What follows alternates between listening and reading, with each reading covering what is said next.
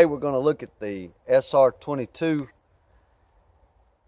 On the channel we have plenty of footage on the M&P 22, and a lot of the questions that I get is how does it compare to a Ruger Sr22. So a friend of mine bought this a couple of days ago, and so we're going to take a look at it. This is 17.5 ounces. The Smith & Wesson 22 M&P is 15.3 ounces, so they're practically the same weight. You're talking about 2 ounces difference. We're going to be shooting CCI mini mags, and so I'm going to be wearing these glasses. The last couple of times I've shot the mini mag, I've got stuff back in my eye, so I'm going to be smart today and just check this thing out and see how it does. Along with the CCI mini mags, we're also going to be shooting the Federal match ammunition, match auto.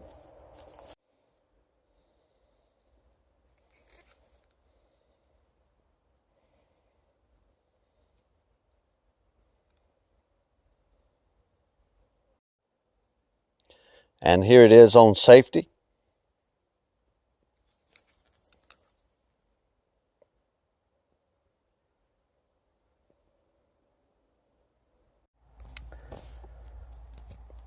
Now laid out here back to back, these things are basically the same size.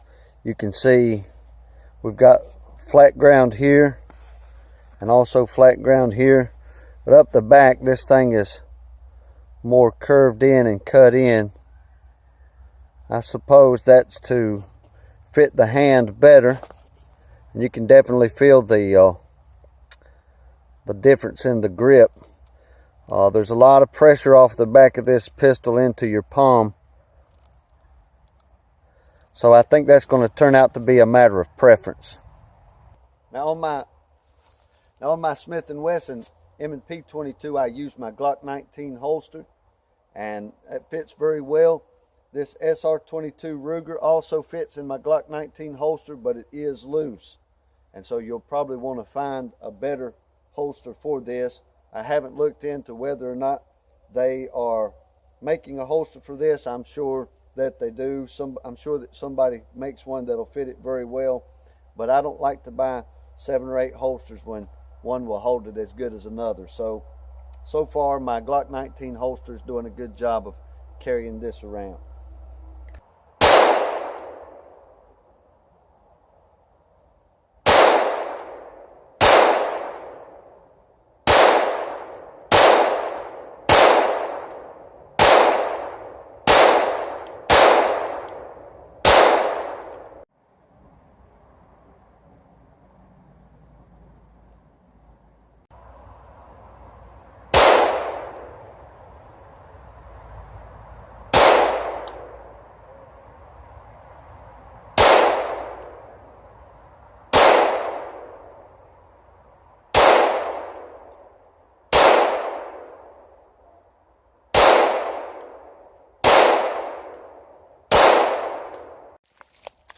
Okay, so I'm aiming right in here, and these rounds are pretty much all impacting right up in here.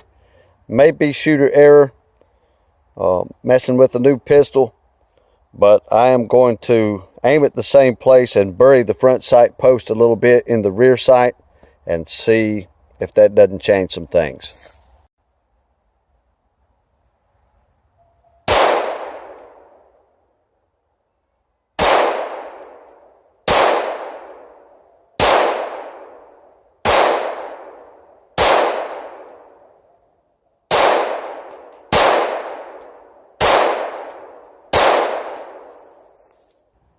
The Sr22 has a safety decocker.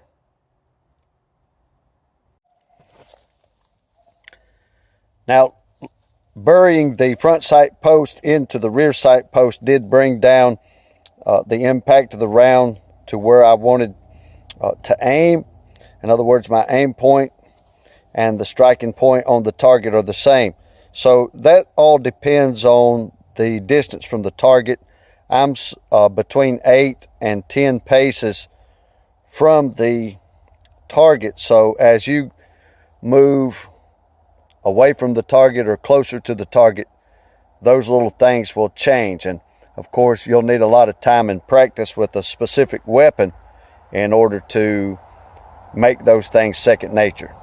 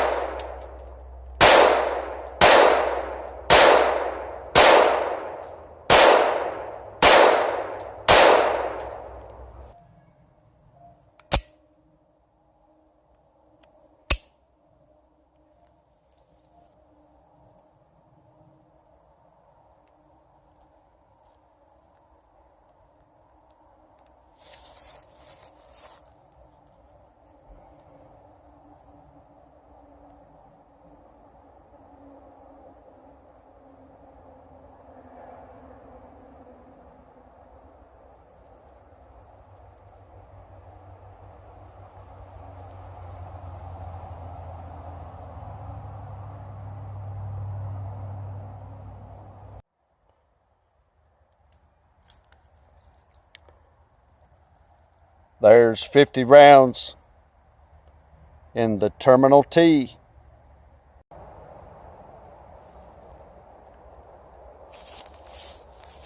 All in all, this SR22 Ruger might be just a little bit more accurate of a pistol than the Smith & Wesson M&P 22.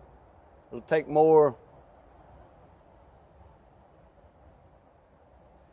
more shooting to know that for sure, and perhaps a better shooter than me. But all in all, I think that the Ruger right out of the box is a little bit better in the area of accuracy than my M&P was when I first took it out of the box. And I had a lot of problems with the sights, and I worked on those and got them pretty much right now. But in all the videos you've seen of the M&P 22 from me, the little left or a little high left, and I could never really dial that in with the sights. I can adjust the pistol to make it hit correctly, but that's just really unacceptable. You want to be able to have point of aim, point of impact, and the Ruger does that right out of the box. And perhaps I just had a loose rear sight mount. I don't know, but just first impressions of the SR22 is that it's a real good pistol. I don't think there's a whole lot of difference in the two, M&P 22 and the SR22 from Ruger. I don't think there's that much difference in them. Weight, accuracy, all across the board. But just from my experience today, just a little more accurate.